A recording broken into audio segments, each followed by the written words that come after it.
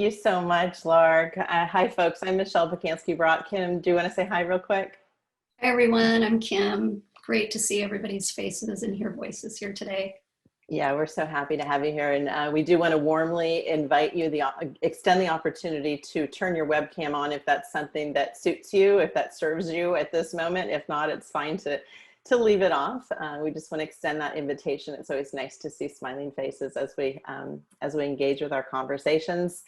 And we have a poll that we're going to get started with. So I think I should be able to launch that. If you could just take a moment to answer these few questions that you should be seeing in a poll on your screen right now, that would be great.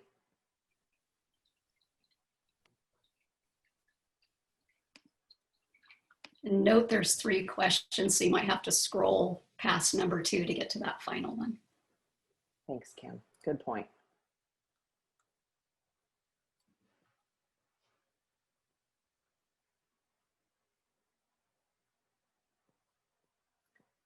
So I see about 90% of you have completed the poll. So we'll give you another 5 seconds. We're at 94% now. 5, 4, 3, 2, 1. Awesome. I'm going to go ahead and end that poll and we'll take a look at the results here.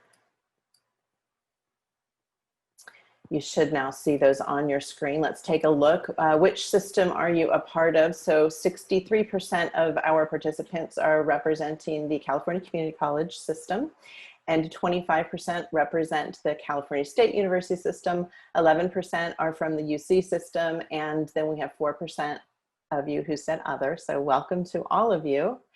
What is your primary role on campus? 74% of you said faculty, 9% staff, 9% administrator, and 9% other. And which best describes you? I teach in a STEM discipline, 37%. I teach in a discipline outside of STEM, 35%. So interesting kind of a split there. So welcome everybody. And then we had 12% of you who said that you're in a faculty developer or support role. Welcome. And 16% other. So great. That's nice to know who's here. And we strongly believe in the value of sharing knowledge in the room. So we want to invite you, if you have anything to contribute, any ideas from your own teaching practices or things that you've heard about, we want to certainly encourage you to share your thoughts and your reflections with your peers in the chat during the session today. And Kim and I will be holding some time at the end for some questions. So that's what we're going to do moving forward. Before we get to the slides, I'd like to ask each of you to just take a moment to take a deep breath and think about these past tumultuous 6 months and identify one person in your life who has played a role in supporting you, who has done something to support you through our times of quarantine or global pandemic the last several months. And as you think of that one person, I'd like to invite you to share that person's name in the chat. You can share their first name, their full name, their initials, whatever you'd prefer to do. But we'd just like to take a moment to acknowledge those names.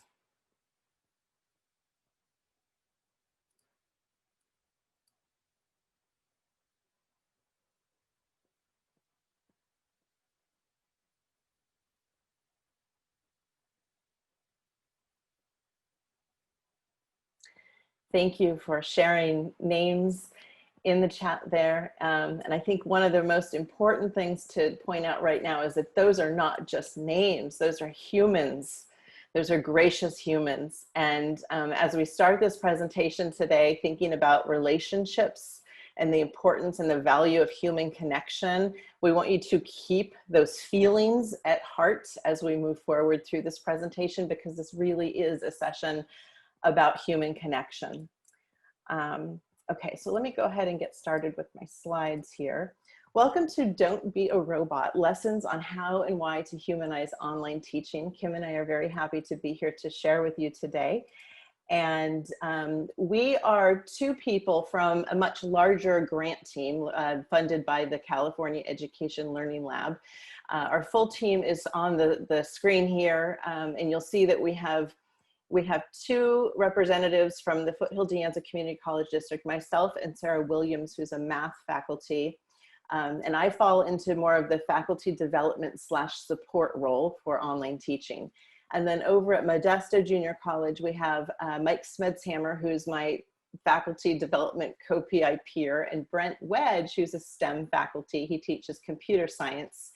And then we have a similar duo from Humboldt State University, Kim Vincent-Layton, who's here with us today, serving as a faculty development co-PI, and Jeffrey White, who is he teaches biology at Humboldt State University. All three of our STEM faculty teach online, and they're playing a very big, important role in our project that we'll talk a little bit more about. And then Dee Zhu is leading the research piece of our project from UC Irvine. I want to acknowledge that this notion of humanizing online teaching is a grassroots movement that began more than 10 years ago in the California community college system. And it has, as most grassroots efforts do, it has spread. We've seen adoption of these ideas, experimentation with these ideas across the CSU and beyond that in other states as well. It's really important that we point out that this is grassroots and that this is a teaching practice that we are now looking to put some research around and prove that it is a valid way to improve equity in online courses. So I have the names of some people who have played a significant role over that time, and there are certainly many, many more of them. And if you have any questions, if you want to dig deeper into humanizing or see some of the examples that it will be referencing later in the session, there is an article that we recently had published in Current Issues in Education that is linked on the screen here. And Beth, if you haven't done so already, I'd like to encourage you to please share the link to these slides in the chat. So you folks can reference them as you wish.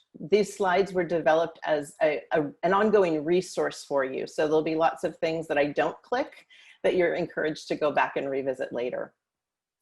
Now, Kim and I would like to get started with a little bit of an acknowledgement about our positionality, because we are talking about equity. And so we have put together an equity statement, a statement about equity. To us, being an equity-minded educator requires us to make a commitment to improving our knowledge about the experiences of humans who are Black, Latinx, Indigenous, other people of color, LGBTQIA, and physically or cognitively different. Continuously strive to see the privileges that we have been and continue to be afforded by the color of our skin, our cisgender, our heterosexuality, our abled bodies, to intentionally connect with, make space for, and learn from our diverse colleagues, to continue to make changes in our teaching practices, to not think of teaching as something that you just do the same way every time you teach a course, and to share equity-minded online teaching practices that work.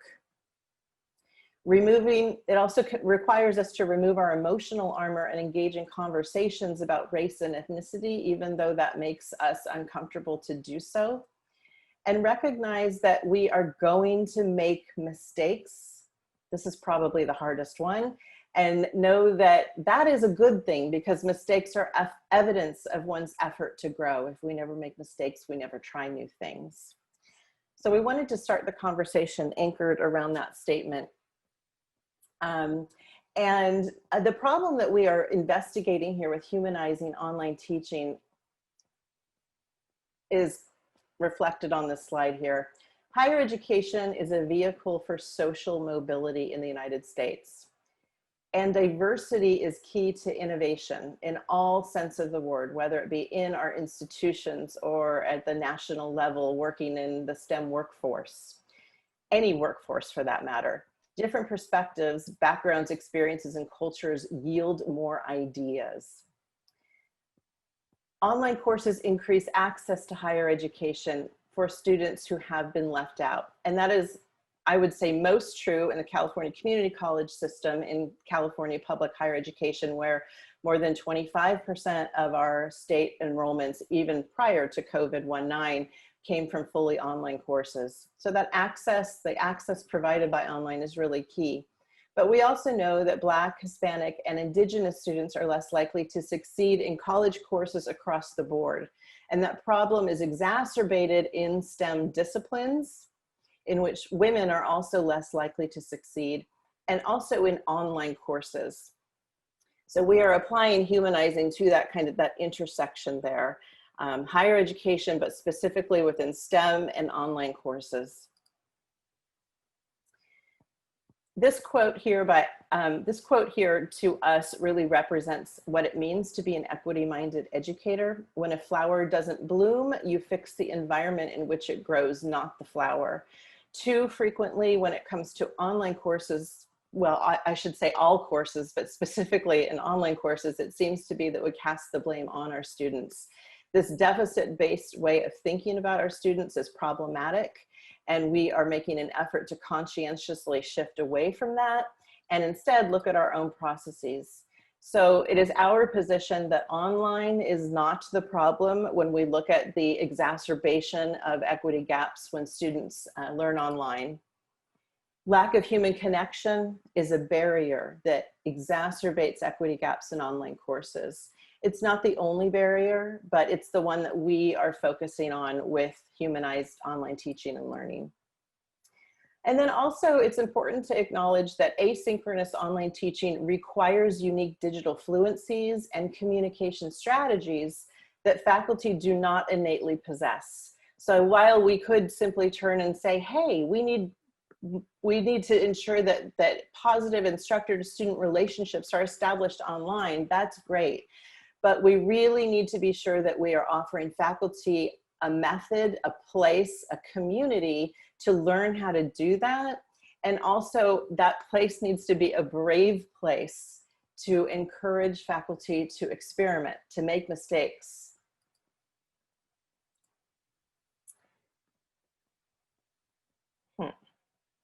Let me try this again. There we go. Okay. So our question here is, how does humanized online teaching affect the success of students, particularly our Black, Indigenous, and Hispanic students in online undergraduate STEM courses, as well as all courses? So just to be clear, the grant project that we're working on is looking at STEM courses, but these are practices that are applicable across the board to all disciplines. And I think that's evident because of how many of you here today are not STEM teachers. I'm going to play a brief video here of a student who is describing his experiences in an online course. This is very brief, it's only 30 seconds, but I just want you to listen to what he says, but also how he feels as he's saying it. I can see that a professor isn't trying to interact with the course, and it's just little things like the automatic announcements that only show up at 12 a.m. on a Sunday. Like, you know, it's all automated. They're just not, or you leave a question and ask the professor and 3 weeks later you get a response. Like, that's when I start to judge, like, I just wish you wouldn't be here. Like, I wish you would focus your energy somewhere else because I'm not learning anything. But yeah, so that's the only judgment, is when you're not doing anything. We don't care when you make mistakes, though. So that feeling, the experience of an online course is really what we're trying to draw out here. Oftentimes when faculty teach online, there's a clear acknowledgement that, oh my gosh, this is so much work, and it is. But sometimes it's easy to forget that your presence, your human presence, doesn't come with you in an online course unless you intentionally create it. And I also want to underscore that our point is not to say that scheduling announcements in Canvas or another learning management system is a bad practice. It's certainly very helpful, and it's a great way to stay organized and to use your time effectively, but it isn't an effective way to bring your human presence into a student's learning experience. So humanized online teaching, what is it? Instructor to student relationships lie at the heart of humanized online courses, and they serve as the connective tissue between students' engagement and rigor. I really want to underscore the "and rigor" part, because we frequently hear from peers that this is just a way to dumb down our courses, or this is a way to not have students be held accountable for working hard. And that's absolutely not the truth. In fact, it's the opposite of that. And that's what I hope to unveil for you a bit more. Humanizing is based in many theoretical research-based frameworks that I'm not going to get into here except for one. We will unpack warm demander pedagogy a bit, which is part of culturally responsive teaching. It's also grounded in validation theory, which is from the work of Laura Rendon, social presence, which has a very long history of research in distance education, and universal design for learning, or UDL. And why does humanizing work? Positive instructor to student relationships decenter negative mindsets that students hold about their intellectual abilities. Mindsets represent the non-cognitive aspects of learning that we'll talk a little bit more about here. Humanizing empowers students to achieve their full intellectual capacity, which is often blocked by these negative mindsets, and increases student-to-student engagement and the development of community online. And the reason why this works is really, it comes back to the anatomy of learning. In higher education and in Western society in general, we really privilege cognition, that domain of thinking and understanding. It's rooted in our cultural values. We go back in our Western history to the time of the Enlightenment and think about Descartes, I think, therefore I am. But there's another dimension to learning. We as humans are always feeling and sensing. We're always bringing our past experiences into every moment of our lives, including courses, including formal learning, including teaching, right? And it's at the intersection of knowing and thinking and feeling that learning occurs. When we teach online, it is true that it is true that our students are just names on a screen. When we teach online, we log into a course, we see names, unless we do something intentional to turn those names into people. One of the problems about this is that the less we know about people, the more we make up. And that's a quote from Dr. Donna Ford. And this gets to unpack how we lean on our implicit biases and stereotypes about people based upon names on a screen. Our students are not just names on a screen, just like the names that you shared in the chat earlier. They are diverse people with rich, beautiful experiences that are being brought into your classroom. And so what we want to do is figure out how, identify strategies to unveil that, but also get to know more about your learners. Also get to know and acknowledge these negative mindsets that students often bring into higher education, particularly our students who have been minoritized through their educational experiences. Our students are not underprepared, they are prepared differently. And when it comes to these two domains, humanizing really works in the area of cognition with regards to dependent and independent learning, and then in the area of the thinking and feeling with regards to scaffolding and supporting the negative mindsets that come along with imposter syndrome or imposterism, stereotype, threat, and trauma. So digging into the dependent and the independent learner piece about cognition just a little bit, it's very important to know and to acknowledge that education is not neutral. This is a quote from Zaretta Hammond's Culturally Responsive Teaching in the Brain, which is an excellent book that I highly recommend. Classroom studies document the fact that underserved English learners, poor students, and students of color routinely receive less instruction and higher order skills development than other students. This denies students the opportunity to engage in what neuroscientists call productive struggle that actually grows our brain power. As a result, a disproportionate number of culturally and linguistically diverse students are dependent learners. This is particularly important for us here in California public higher education, where the diversity of the students that we serve has increased dramatically in recent years. So Dependent and independent learners. I want to make it clear that every human begins as a dependent learner, and it's through that cognitive struggle, that intellectual struggle, that one develops into an independent learner. Dependent learners are unsure about how to tackle a new task. They need scaffolding to complete tasks and will sit passively and wait, if stuck, until the teacher intervenes. Now, when you apply those characteristics to an online course, you can see how being knowledgeable about this might help us to interpret signs like a student not logging in regularly as perhaps being a symptom of some other problem than just not being motivated or not wanting to try harder. Independent learners possess cognitive strategies for getting unstuck, attempt new tasks without scaffolds, and have learned how to retrieve information from long-term memory.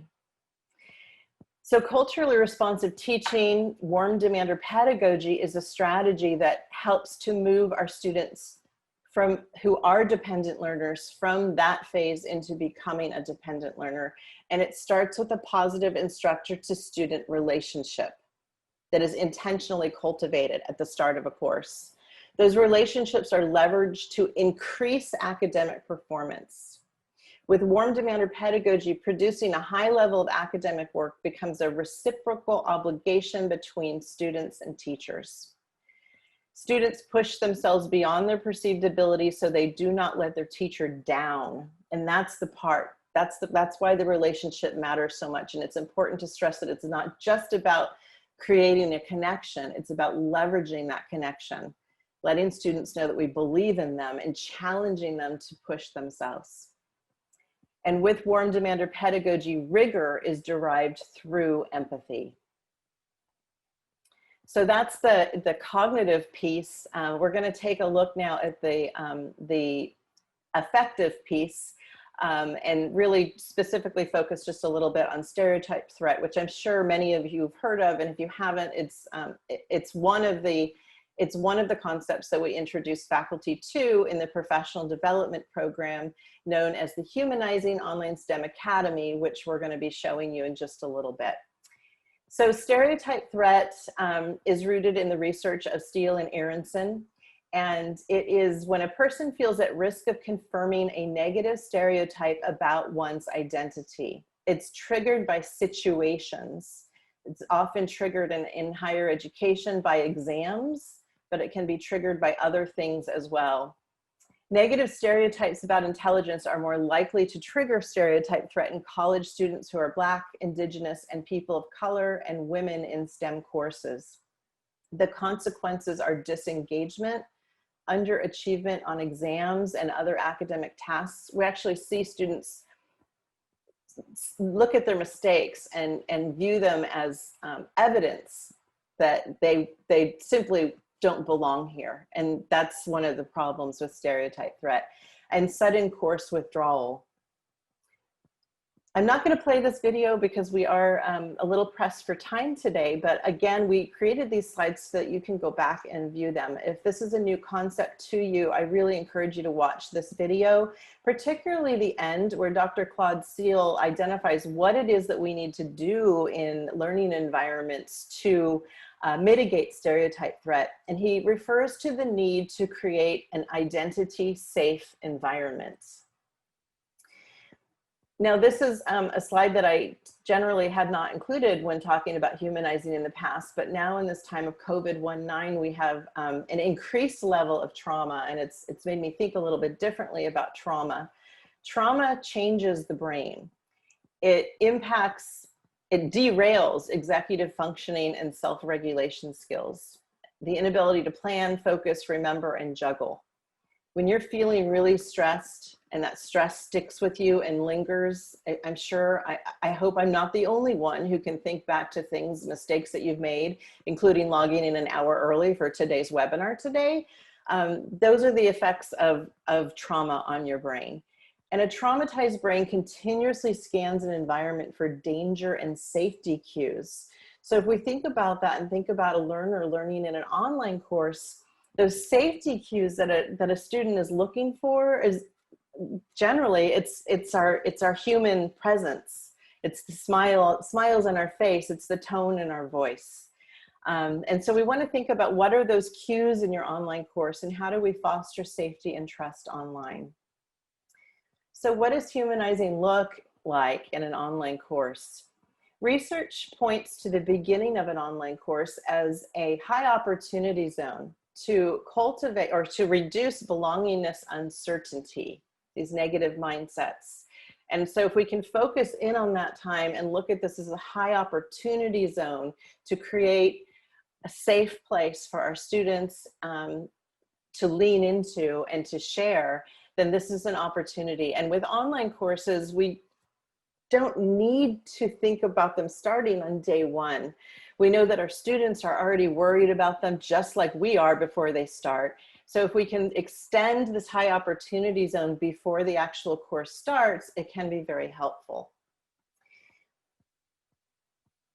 With humanizing, we also focus on the importance of ensuring that phones are supported. We know that more Black and Hispanic adults in the United States, according to the Pew Research Center, are smartphone dependent.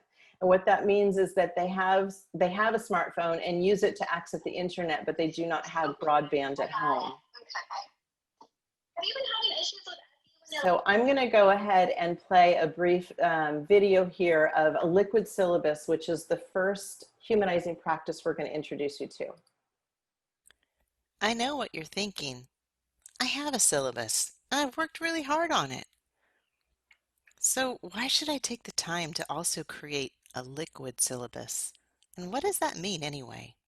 After all, I already have my syllabus online in the form of a PDF. And I know all my students can access it in Canvas. But, folks, the thing is, when your syllabus is behind a login screen, it may be tough for students to get to it from their phone. And no matter how lovely it looks on a computer, reading it on a mobile device is tough. The information in that syllabus is important, right? The bottom line is, when we use tools designed for print products, they don't result in mobile-friendly experiences. And that's not good for our students. How might things change if you used a website tool like Google Sites or WordPress to create a liquid version of your syllabus? For just a moment, imagine being a student.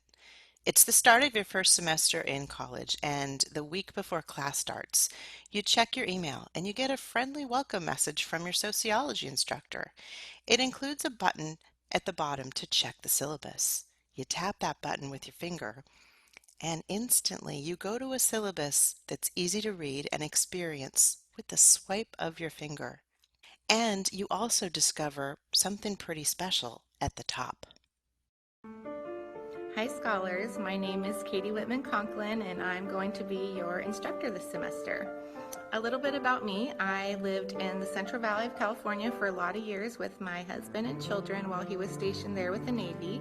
And when he retired, we moved to northern Idaho, where we now live with our kids on a family ranch.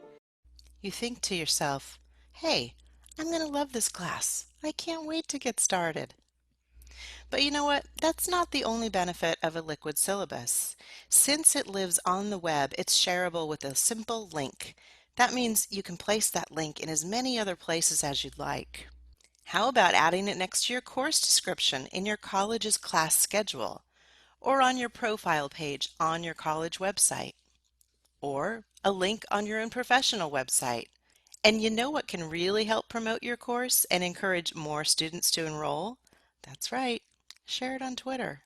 When we design with web tools, we create mobile-friendly content that supports our students in so many ways. It also lets them know we care. So the liquid syllabus is one strategy that we introduce faculty to in the professional development program that we're developing as part of our grants. We have examples of 3 liquid syllabi here. I'll just click out to one briefly just to show you how easy it is to access, and I encourage you to load it on your phone. And up at the top here, we have a video from Jeffrey White. Hello everyone, welcome to General Biology Online. I'm your instructor, Dr. Jeffrey White. So I'm not going to play more of that, but that is a video that he created in the Humanizing Academy. This whole thing is a product of it. And so I'll let you explore those a little bit more on your own. I also want to point out that we do have a link here to learn how to create your own liquid syllabus. It's a public Canvas course that we just developed as part of a humanizing challenge on my team, CVC-OEI in the California Community College system, and it's open to anybody if you'd like to check it out and learn more. Okay, so again, a liquid syllabus is created with a website tool. It's intentionally made public, so it's easy to access, it's phone friendly, it's accessible. The content is created in it with accessibility in mind. That's baked into the process. It includes a captioned, brief, imperfect video at the top, supportive, hopeful language, tips for students to be successful. It includes a learning pact, which lists expectations. So what an instructor expects of his or her students and what they can expect of him or her.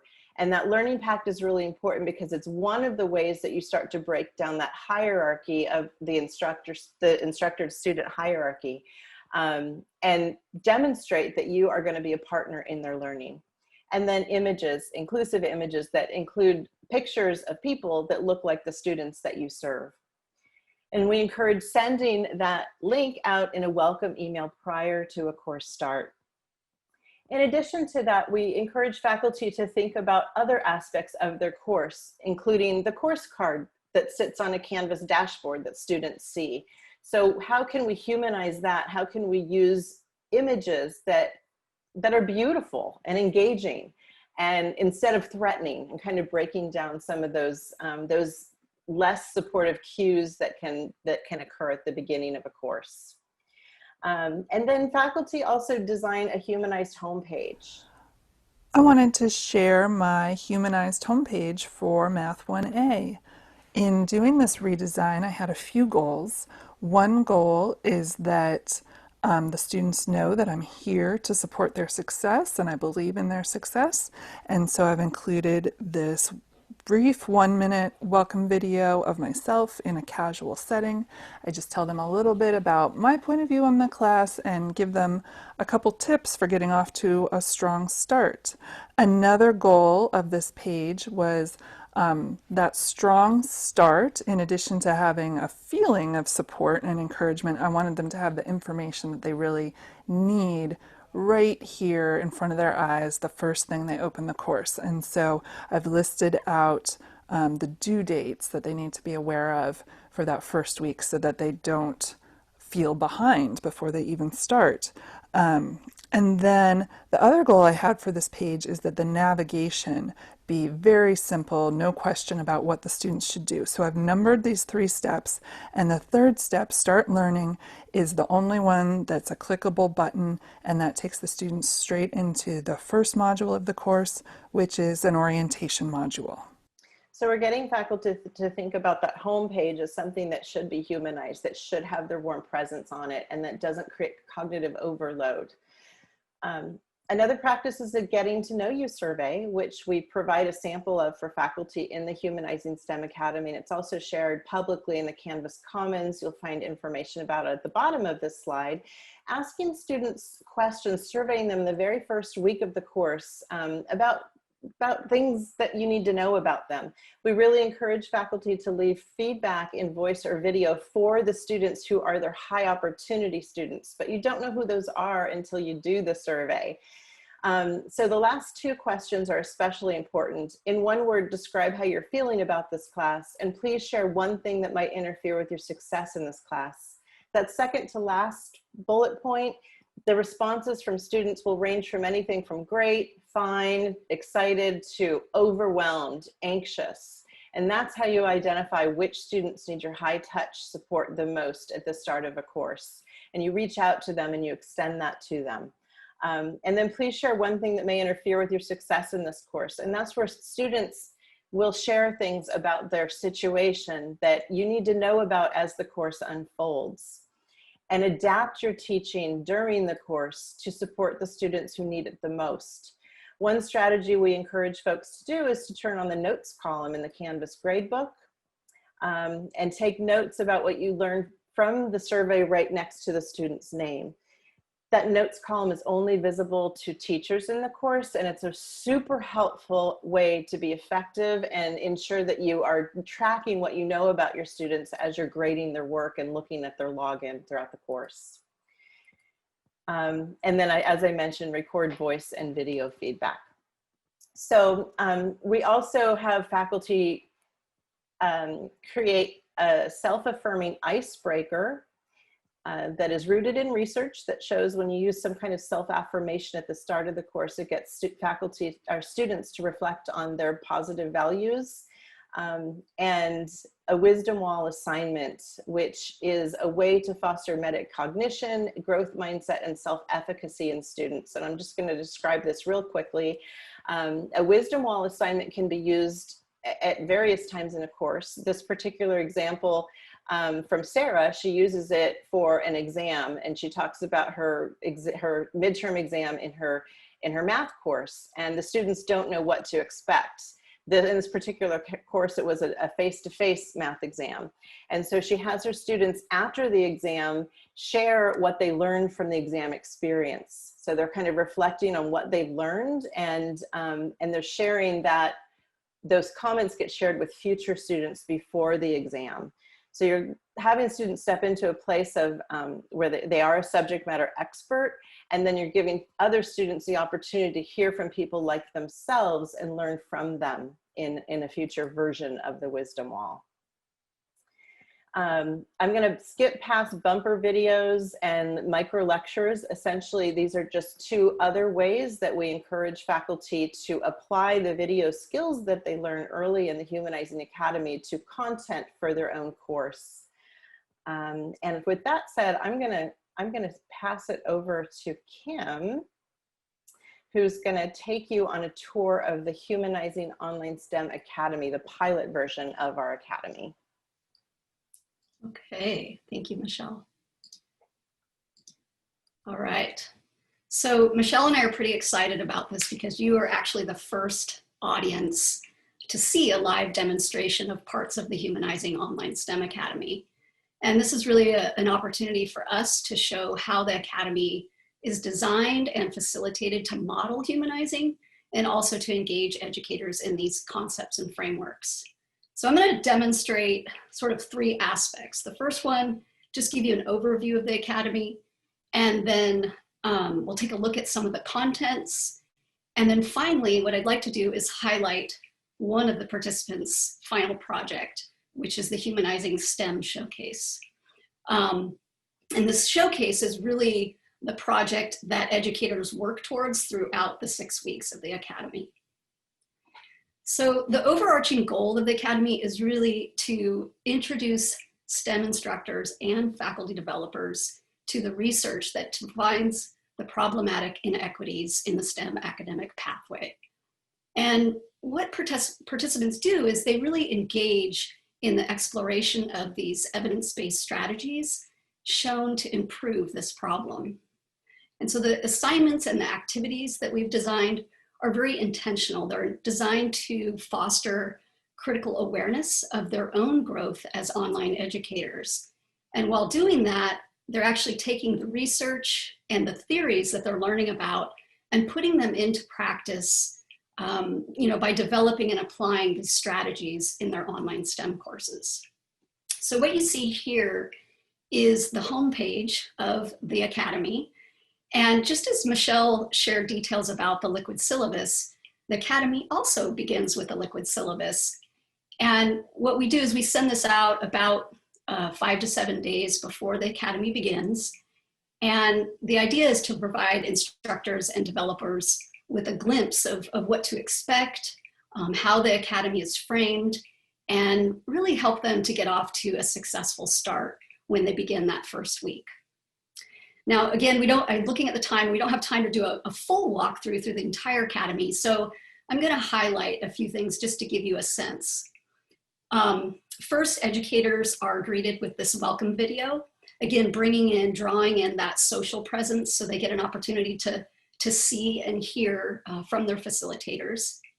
And then we guide them, and you can see this Start Here button that takes them to the Getting Started module, which essentially provides, the whole piece around helping them get started with a number of different activities and resources. So I'm going to click on this. And I should note too that you're looking at it from what Canvas calls the student view. And so this is what an educator would see when they logged in. Okay. And so the first page that they encounter is they get to find out a little bit more about the facilitators. And Michelle and Mike and I, who've been facilitating this, thought it would be really fun to share our kid pictures. I think this is, Michelle, this is probably kindergarten age. I think we're probably all at that age. And we each have a short bio, and we talk a little bit about our passions for humanizing. So again, bringing in that social presence right at the very beginning. Okay, and I'm going to click over here. And the next thing that they get introduced to is the 8 humanized online teaching strategies, which Michelle gave you examples of those. And then not only that, this infographic that we provide for them takes a look at the various humanizing technologies that they also will engage in throughout the academy. And then throughout that Getting Started module, what we do is really just pave the way so that they can get off in week 1 and get started. And this is where their journey begins. Now, by the end of the academy, each of the participants will have applied these 8 humanized strategies and share them in what we call, again, the Humanized or Humanizing STEM Showcase. So I'm going to take a look at one of these projects. We kind of already did look at a peek of Jeffrey's, but what I'd like to just say about the showcase is that each one is very unique to the individual who creates it, and they're really highlighting their learning and their integrations throughout this showcase as they've worked on this throughout the academy. This particular one was Dr. Jeffrey White, who again is a professor in the biological sciences at Humboldt State University. And he teaches general biology online, which has a lecture and a lab component. And you can see here, the very beginning of this showcase, he talks about his reflections in being a participant in the academy. And I think this is one of the things that we've really modeled throughout the academy, is that encouraging faculty and faculty developers to engage in this process of ongoing critical reflection of their teaching. So that idea that it's very iterative and it changes and evolves. So I'm not going to hit on all of these, but what I will say is, as Michelle pointed out, that each of these showcases have links in the slide deck, and you can actually click into them and view a lot of these different elements. But you can see here, so for instance, he has a course card, again, that front door to his classroom, inviting the students in. He has one for his lab and one for his lecture course. And then so on and so forth throughout this showcase. And you can see what I really like about the showcase is that they have an opportunity to add some narrative. So he has video walkthroughs that shows, how he approached, for example, the icebreaker in the course. But then there's a narrative about, what were his choices and how is he thinking about his students in terms of creating these strategies in his course. And then a final point that I'll just say, because I know we want to open up to questions from all of you and thoughts, is that the showcase that you see here and the ones that are linked within the slide deck, these are our pilot faculty that participated in the academy this past spring. And right now, as we speak, they are launching their redesigned humanized courses for the fall. So we're pretty excited to be part of this and watch and evolve, see things evolve and emerge throughout the fall term. And so with that, Michelle, I'm going to hand it back to you. I'm going to stop share and we will open up for questions. Thanks, Kim. So Lark, is there a method of taking questions that you would prefer us to use? Can we invite folks to unmute? They can unmute, or if they want to raise their hands and you want to scroll up and down and see if anyone has their hands that's raised. a great strategy. So for those of you who don't know how to raise your hand, we're going to ask that you raise your hand if you'd like to ask a question with your microphone. And here's how you do that. Click on the participant button at the bottom of Zoom, the participant window will open, and then at the bottom you should see an option to raise hand. It looks like we have our first hand raised. Oh, great. Vanson, I believe you should be able to unmute yourself and go ahead and ask your question.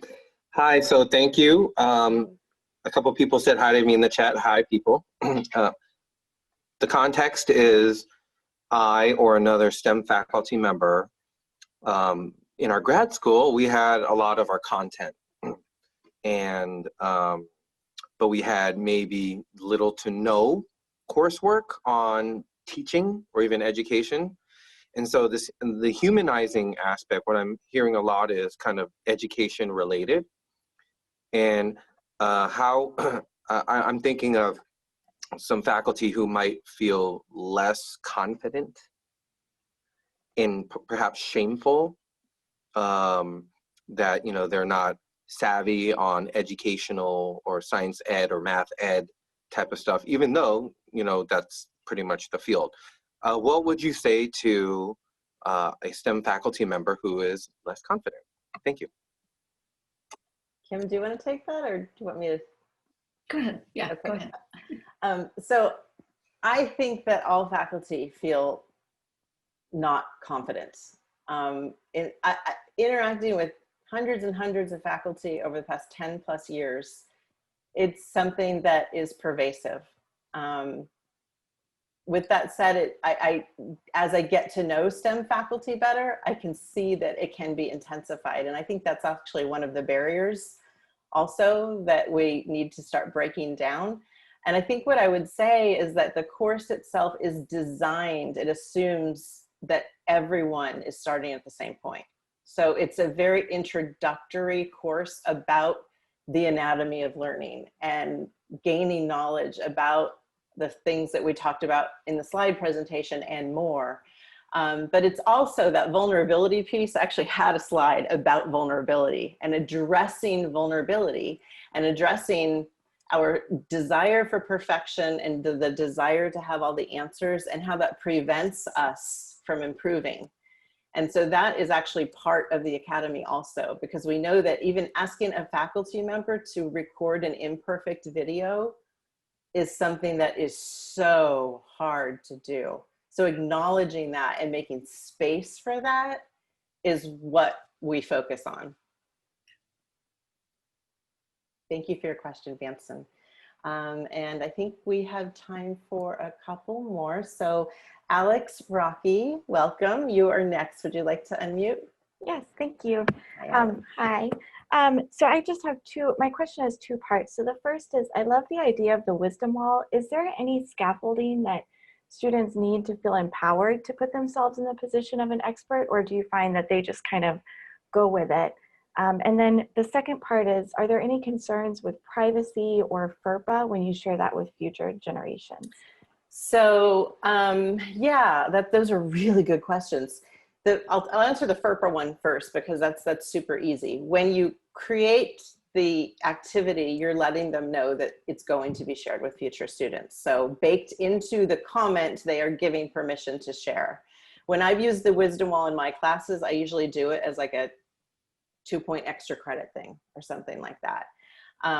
And you know, I personally don't think there's a need for that scaffolding, but there's a need to create trust. There's a need to create a sense of security so that students know when they say something, they're not going to be shot down.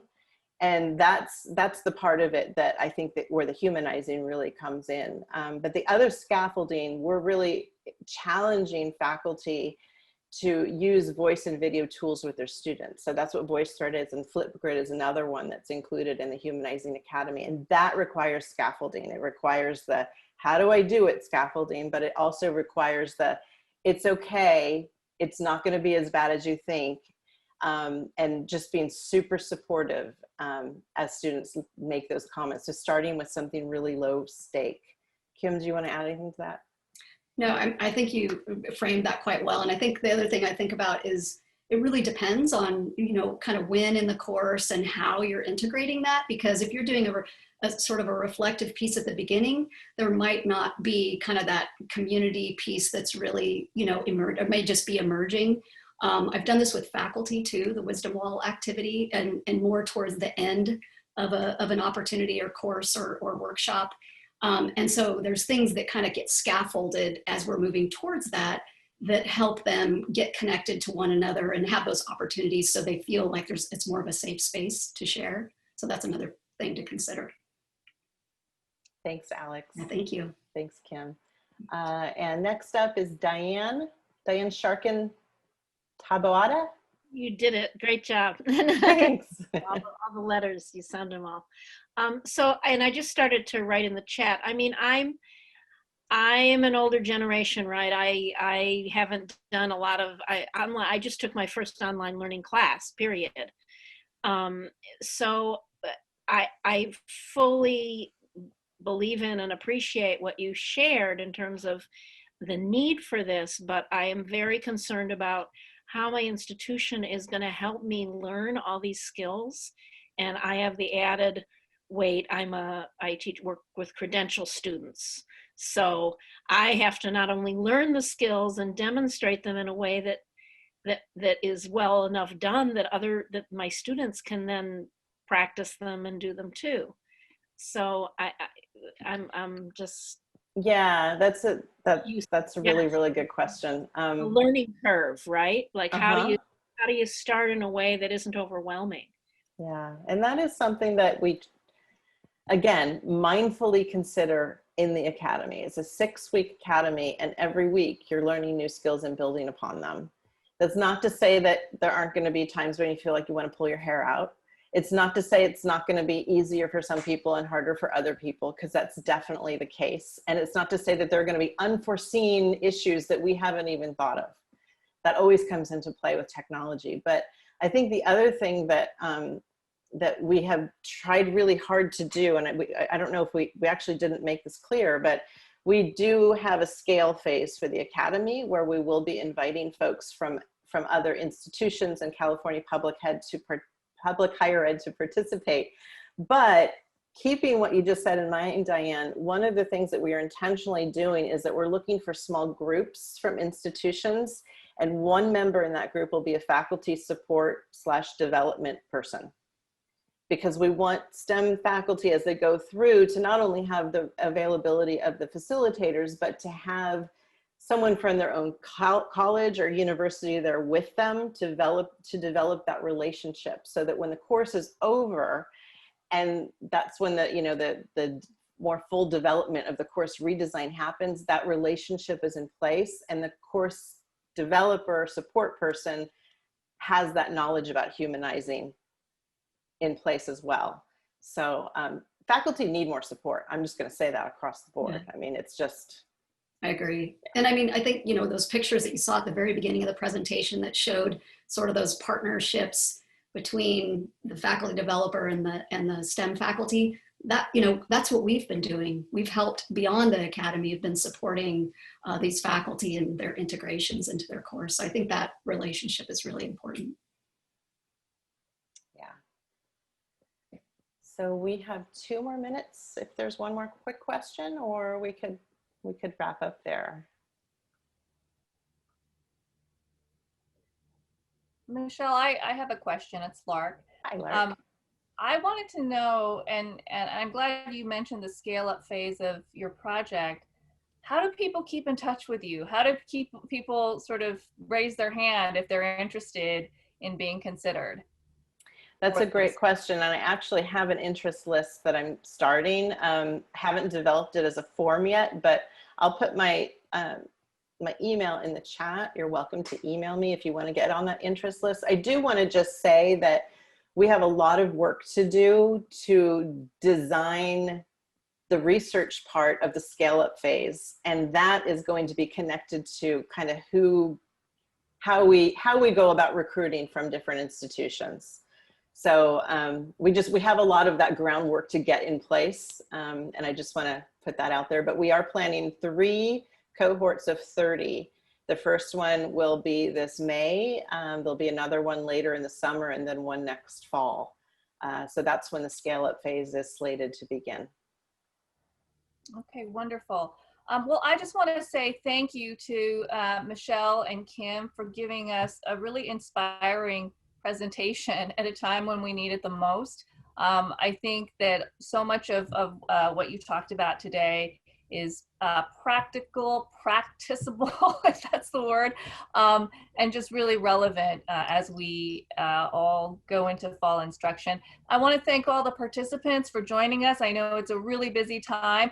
Please watch out for our survey. We'd love to understand what are you interested in learning and hearing more about, so we can provide value, be a value add for your time, as we're all dealing with really challenging times and really want to connect with our students.